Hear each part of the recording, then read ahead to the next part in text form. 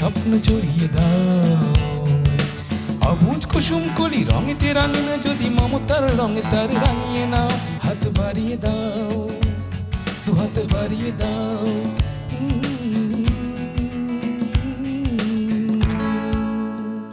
সুপ্রিয় দর্শক, আমন্ত্রণ জানাচ্ছি অটিজম এবং অন্যান্য প্রতিবন্ধিতা নিয়ে RTV নিয়মিত আয়োজন বার্জার পেরেন্টস হাত বাড়িয়ে দিলাম অনুষ্ঠানে।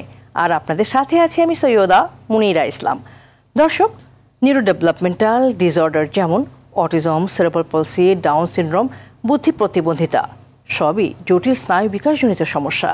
শিশুদের এই সমস্যাগুলো কোনো একক সমস্যা নয়, কিন্তু শিশুদের এই মূল সমস্যার সাথে আনুষঙ্গিক আরও অনেক সমস্যা সংশ্লিষ্ট থাকতে পারে, যেমন খিঁচুনি, মনোযোগহীনতা, অতি চঞ্চলতা, ঘুমের সমস্যা, খাদ্য পুষ্টিজনিত সমস্যা, কোষ্ঠকাঠিন্য।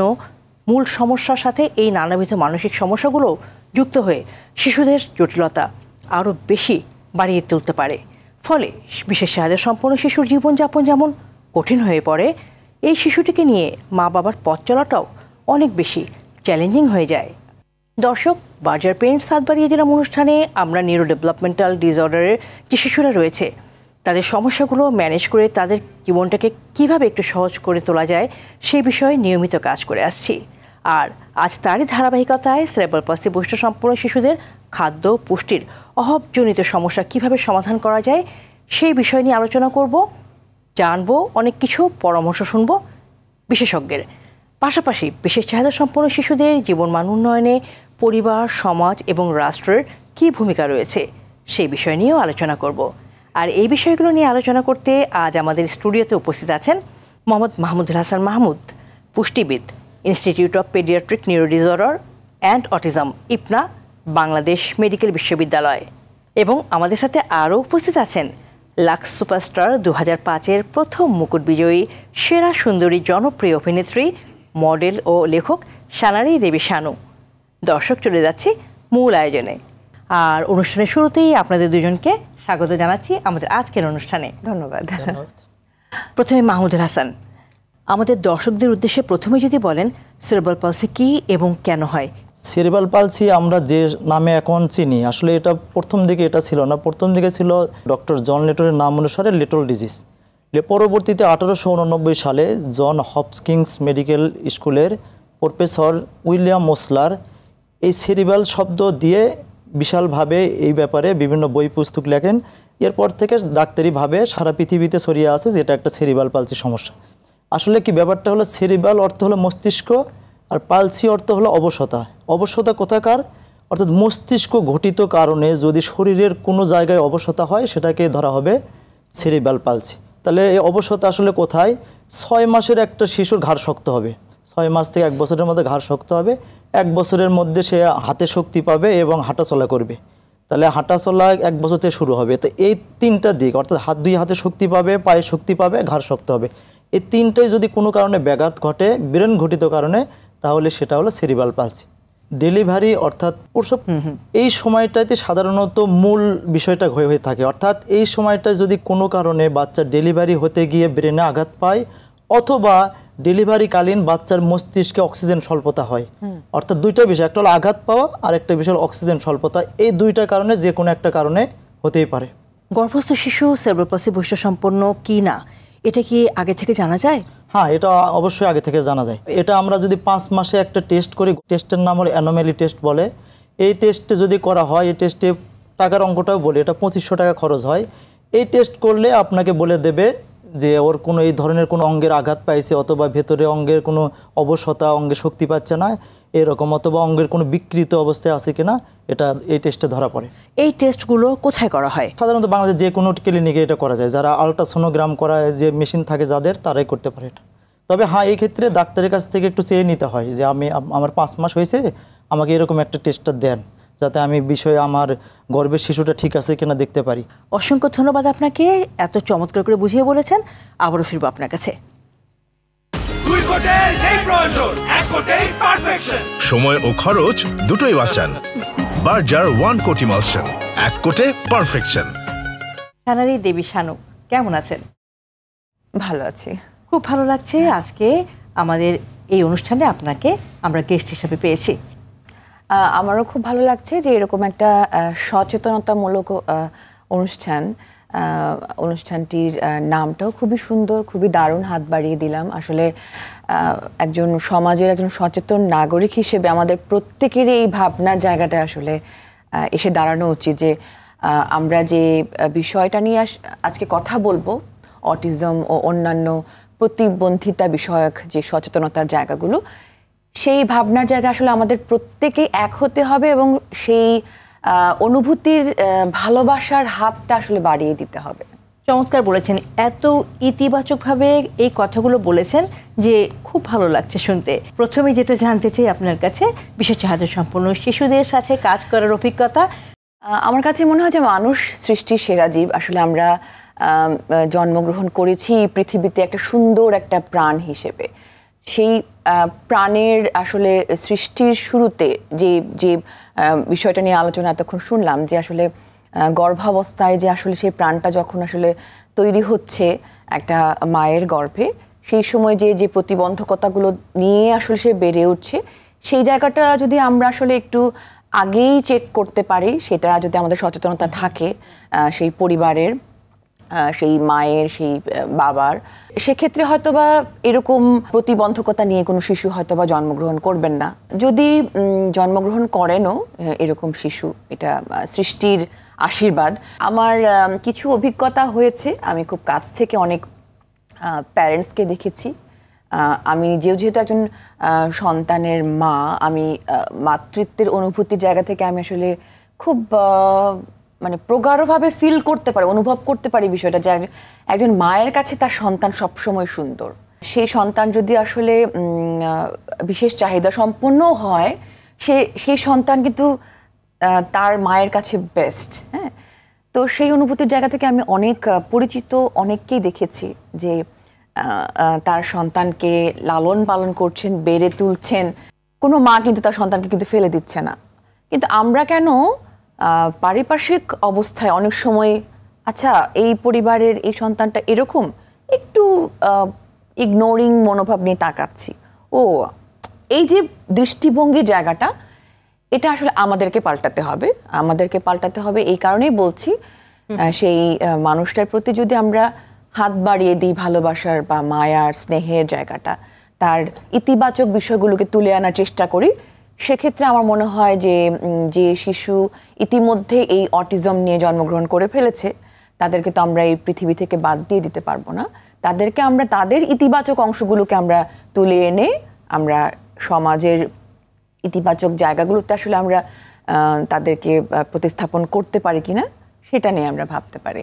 এই যে ইতিবাচকতা নিয়ে আপনি বিষয়টাকে দেখছেন, এই যে তাদের প্রতি আপনার সহমর্মিতা, ভালোবাসা, এটা আমরা চাই ছড়িয়ে পড়ুক সবার মাঝে। একটা অভিজ্ঞতা শেয়ার করি, যেহেতু কথা গল্প ছলেই কথাটা বলছি। যেমন আমি একটা রিয়েলিটি শোতে জাজ হিসেবে ভূমিকা পালন করেছি। তো সেখানে একটা বিশেষ চাহিদা সম্পূর্ণ, একদমই সুস্থ সবকিছু, কিন্তু তার চোখে একটু সমস্যা ছিল। একটি মেয়ে প্রতিযোগী হিসেবে এসেছিল, আবৃত্তি খুব দারুণ আবৃত্তি করে।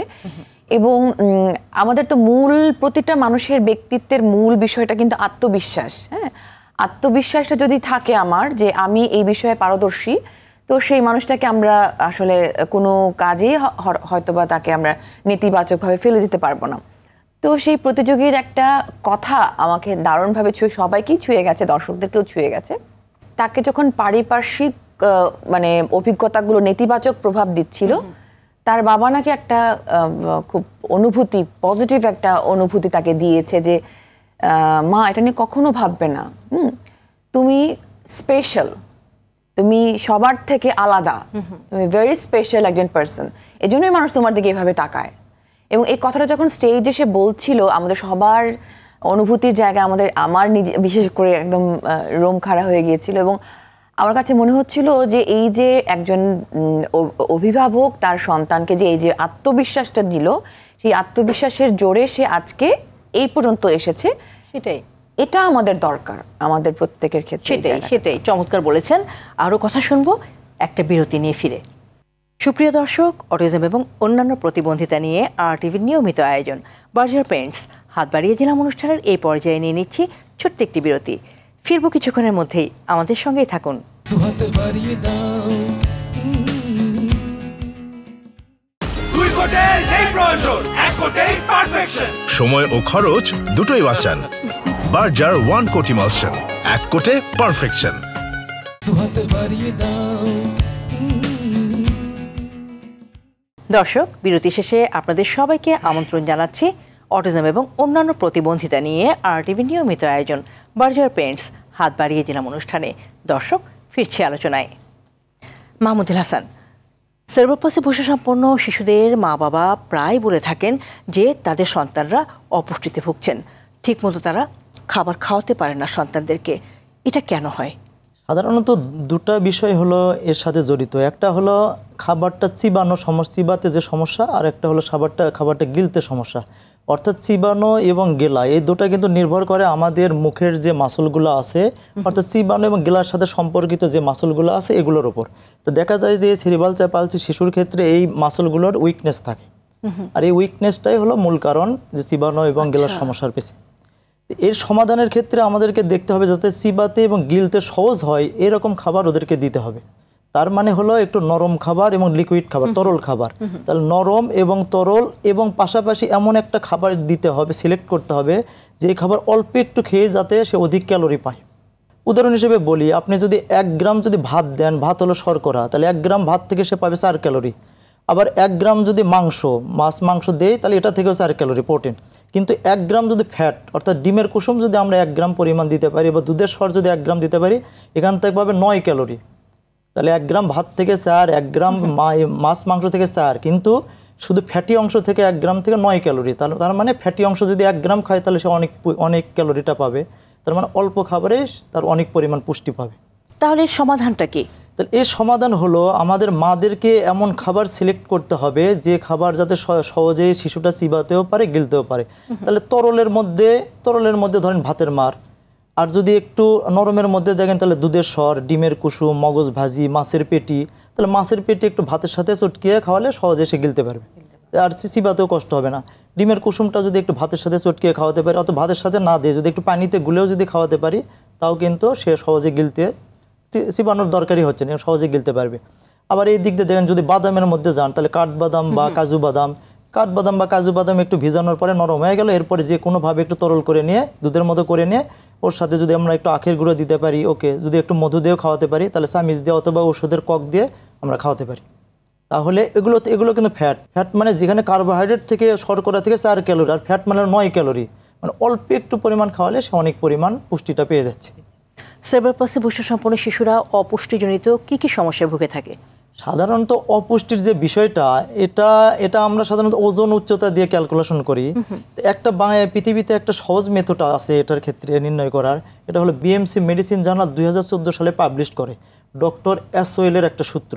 অর্থাৎ সহজ সূত্রটা এটাই, এই সূত্রে বলা আছে যে কোনো শিশু অথবা যে কোনো মানুষের কোমরের মাপকে যদি আমরা উচ্চতা দিয়ে ভাগ দেই, সেই রেজাল্টটা যদি আসে 0.42 থেকে 0.49 ফিমেলদের ক্ষেত্রে, অর্থাৎ মেয়ে শিশু অথবা নারীদের ক্ষেত্রে যদি 0.42 থেকে 0.49 হয় তাহলে ওকে, মানে ঠিক আছে, নর্মাল রেঞ্জ।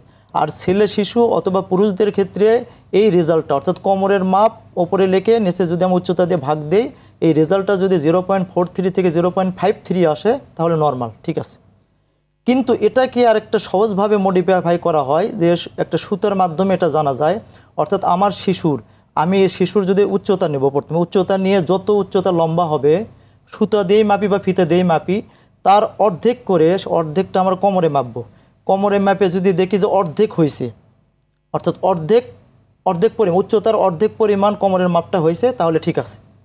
আর যদি বেশি হয়ে যায় মাপটা, যে পেট সামনের দিকে যাচ্ছে, তাহলে এটা হলো ওভারওয়েট বা ওবেসিটির দিকে গেল। আর যদি একদম কম হয়ে যায় তাহলে আন্ডারওয়েট। এটা সহজ মাপ। অর্থাৎ আমি আমার ঘরের যে শিশুটা আছে, শিশুটার প্রথমে লম্বাটা নেব, লম্বা নিয়ে যদি সুতাতেও নেই, সুতাটাকে অর্ধেক করবো, অর্ধেক করে এবার কোমরের মাপটা নেব নাভি বরাবর, যদি দেখি একদম মিলে যায়, অর্ধেক হয়, অর্থাৎ এই সূত্রে বলা আছে অর্ধেক হলে নর্মাল, অর্থাৎ সে স্বাভাবিক। এটা কি সব শিশুর ক্ষেত্রে প্রযোজ্য?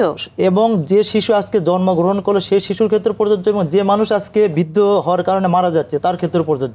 এই ক্ষেত্রে একটা বিষয় বলে রাখি, কারণ সেরিব্রাল পালসি শিশুর কিন্তু উচ্চতা নেওয়া কিন্তু খুব মানে কঠিন ব্যাপার, কারণ ও তো আসলে ঠিকভাবে সোজা হয়ে ওইভাবে দাঁড়াবে না। এই ক্ষেত্রে সহজভাবে আমরা উচ্চতা কিভাবে নেব, 2 হাত প্রসারিত করে ধরবো, ধরে সুতা দিয়ে বা ফিতা দিয়ে যেভাবে মাপি 2 হাত প্রসারিত করলে যতটুকু হবে ঠিক লম্বাটাও ততটুকু, হয়তো ইঞ্চি বা সেন্টিমিটারের পার্থক্য হবে, তবে কাছাকাছি। তো যে সমস্যাগুলো আপনি জানতে চাচ্ছেন, যে অপুষ্টিজনের সমস্যা হলো তার দৈহিকভাবে সে তো মানে ওজন উচ্চতার ক্ষেত্রে ঘাটতি, এটাই একটা। আর ফিটনেসের দিকে তাকালে সাধারণত আমরাও আমাদের মানে দৃষ্টিগোচর হয় যে বাচ্চাটা অপুষ্টিতে আছে, এটাই। এই অর্থাৎ আমরা বাহ্যিকভাবে দেখতে পারতেছি, আবার যদি উচ্চতার সাথে কোমরের মাপের আমি যে সূত্রটা বললাম এটা দিয়েও ক্যালকুলেশন করে আমরা দেখতে পারতেছি যে পুষ্টিমানটা ঠিক আছে কি না। অসংখ্য ধন্যবাদ আপনাকে। সানারি দেবী শানু, এই শিশুদের ক্ষেত্রে আমরা দেখতে পাই যে হতাশাই কাজ করে অভিভাবকদের মনে। তো সেক্ষেত্রে আসলে এই নেতিবাচকতা দূর করতে, তাদের গ্রহণযোগ্যতা বৃদ্ধি করতে কি করণীয় বলে আপনি মনে করেন? পরিবার থেকে যদি আমরা শুরু করি, সেক্ষেত্রে পরিবারের প্রতিটা সদস্যের সহানুভূতিশীল যে মনোভাবটা এই শিশুদের প্রতি, সেই জায়গা থেকেই আমার কাছে মনে হচ্ছে স্নায়ু বিকাশের জায়গায় একদম বেড়ে ওঠা থেকে, শৈশব থেকে বেড়ে ওঠা থেকে অ্যাডাল্ট হওয়ার সময় পর্যন্ত তার মানসিক বিকাশে স্নায়ুটা অনেক গুরুত্বপূর্ণ একটা বিষয়। আমি ধরলাম যে একজন বাক প্রতিবন্ধী শিশু জন্মগ্রহণ করেছে কোনো একটা পরিবারে, তো তাকে তার প্রতিবন্ধকতা অনুযায়ী তাকে সেই সাপোর্টটা দিতে হবে ফ্যামিলির। আমাদের বিশেষ চাহিদা সম্পন্ন শিশুদের গ্রহণযোগ্যতা বাড়াতে, তাদের বিষয়ে সচেতনতা বাড়াতে শিল্পী সমাজ আসলে কি ভূমিকা রাখতে পারে? আমরা যারা সচেতনতা বৃদ্ধির কাজে আমরা শিল্পী হিসেবে আসলে একটা ভূমিকা দায়িত্ব পালন করছি, আমরাও যদি আমাদের জায়গা থেকে যদি আমরা এটা নিয়ে একটা স্পোক্স পারসন হই, যে আমরা কথা বলি, যে নেতিবাচক মনোভাব সমাজে চারপাশে মানুষ অনেকেই পোষণ করে ফেলেন, আসলে অনেক সময় আমি দেখেছি যে আমরা হয়তো বা অজান্তে করে ফেলি এই মানুষগুলোর প্রতি, সেটা যেন আমরা সচেতনভাবে এড়িয়ে যাই, সচেতনভাবে আমরা তাদের প্রতি হাতটা বাড়িয়ে দিই। চমৎকার বলেছেন আপা। আসলেই শিল্পী সমাজ যদি এভাবে এগিয়ে আসেন তাহলে কিন্তু একটা র্যাপিড চেঞ্জ আসতে পারে। কারণ যেটা বলা হয় যে শিল্পীরা যখন কথা বলেন, যেমন আপনার কথাই বলি বা আপনার মতো যারা কাজ করছেন আমাদের ইন্ডাস্ট্রিতে, অভিনয় শিল্পী বলি, তারপর হচ্ছে যারা লেখক আছেন, সাহিত্যিক আছেন, সবার কথাই বলি, সবাই কাজ করছেন, ওনারা যখন কথা বলেন, ওনারা যখন কোনো পরামর্শ দেন, সেটা কিন্তু আমরা খুব সহজেই গ্রহণ করি। আমাদের এই বিশেষ চাহিদা সম্পন্ন শিশুদের বিষয়ে গ্রহণযোগ্যতা বাড়াতে সচেতনতার কোনো বিকল্প নাই, আর সেই সচেতনতা বাড়াতে আসলে লেখকদেরও কিন্তু একটা গুরুত্বপূর্ণ ভূমিকা রয়েছে। আপনি তো নিয়মিত লেখেন, আপনি কি ভাবছেন এই বিষয়ে? উত্তরটা নেব একটা বিরতি নিয়ে এসে। সুপ্রিয় দর্শক, অটিজম এবং অন্যান্য প্রতিবন্ধিতা নিয়ে RTV নিয়মিত আয়োজন বার্জার পেন্টস হাত বাড়িয়ে দিলাম অনুষ্ঠানের এই পর্যায়ে নিয়ে নিচ্ছি ছোট্ট একটি বিরতি। ফিরব কিছুক্ষণের মধ্যেই, আমাদের সঙ্গেই থাকুন।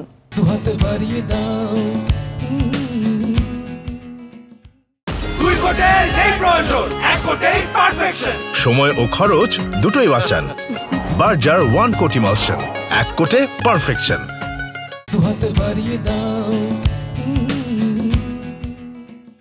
সুপ্রিয় দর্শক, বিরতি শেষে আবারও সবাইকে আমন্ত্রণ জানাচ্ছি অটিজম এবং অন্যান্য প্রতিবন্ধিতা নিয়ে RTV নিয়মিত আয়োজন বার্জার পেন্টস হাত বাড়িয়ে দিলাম অনুষ্ঠানে।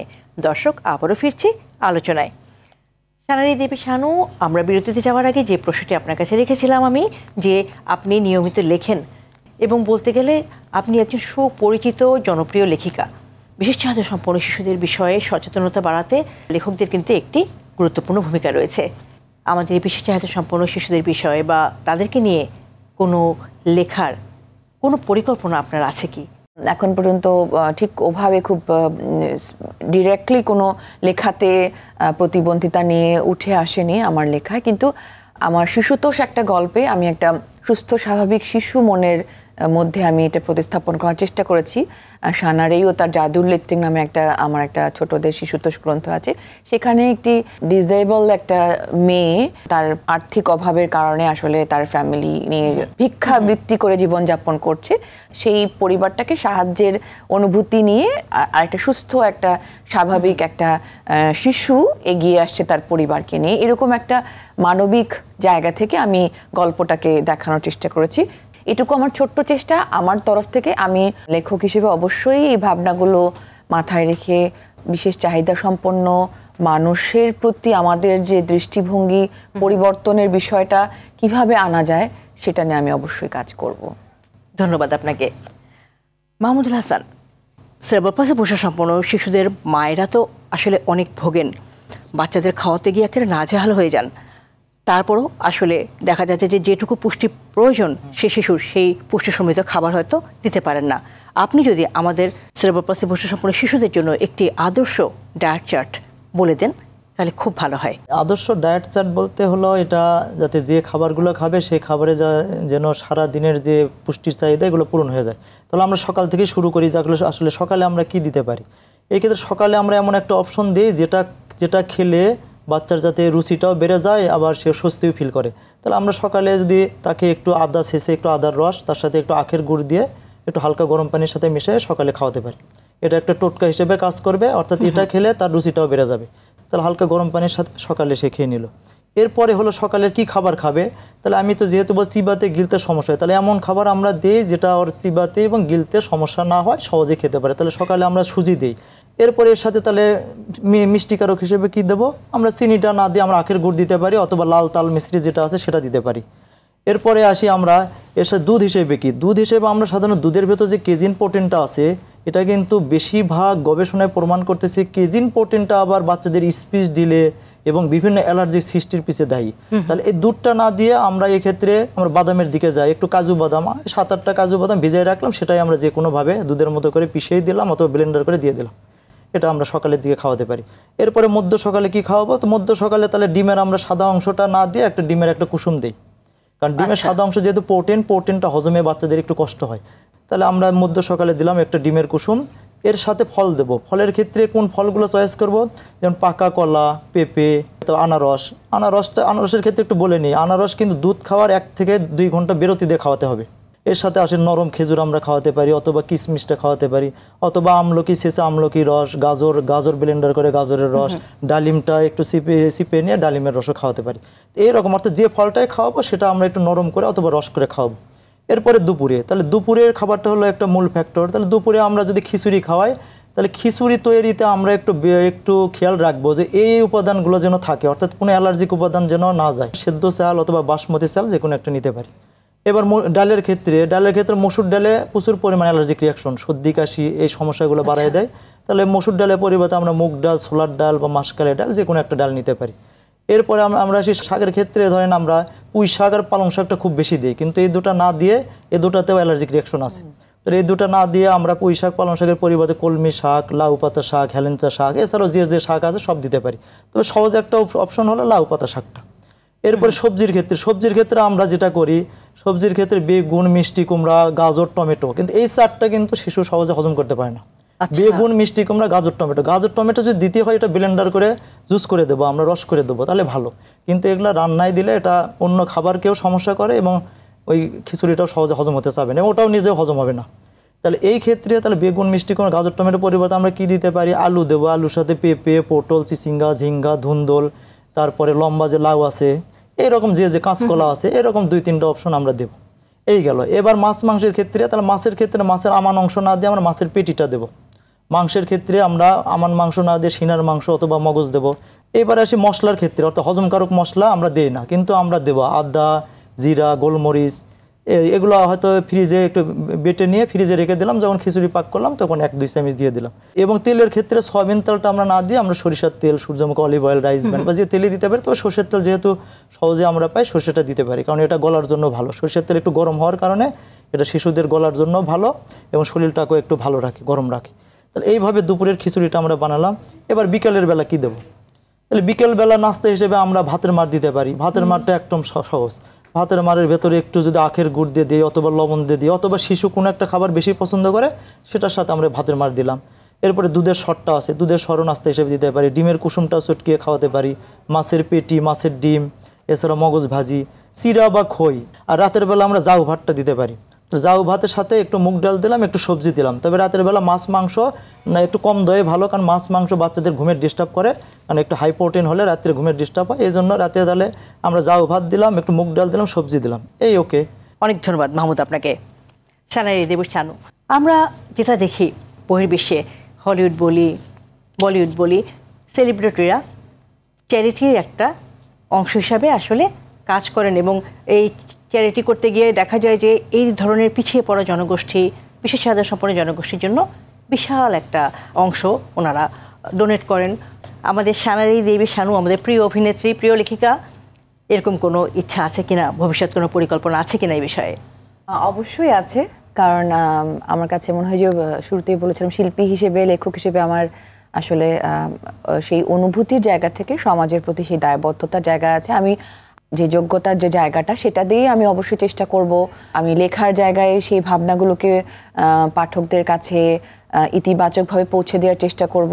পাশাপাশি এই চ্যারিটির কথা যেটা বলছেন, মানে হলিউড, বলিউড বা বিভিন্ন উদাহরণ আমরা দেখতে পাই যে খুব সুন্দর সুন্দর উদাহরণ যারা রাখছেন, সেই জায়গাটায় আমার সেই ক্ষমতা যদি তৈরি হয়, অবশ্যই আমি এইরকম একটা মানবিক দায়িত্বের জায়গায় আমি এগিয়ে আসবো। আর আমি এত কথা শুনছিলাম নিউট্রিশন নিয়ে বা সব কিছু মিলে আমার একটা অনুভূতি সবসময় কাজ করছে, প্রতিবন্ধিতা।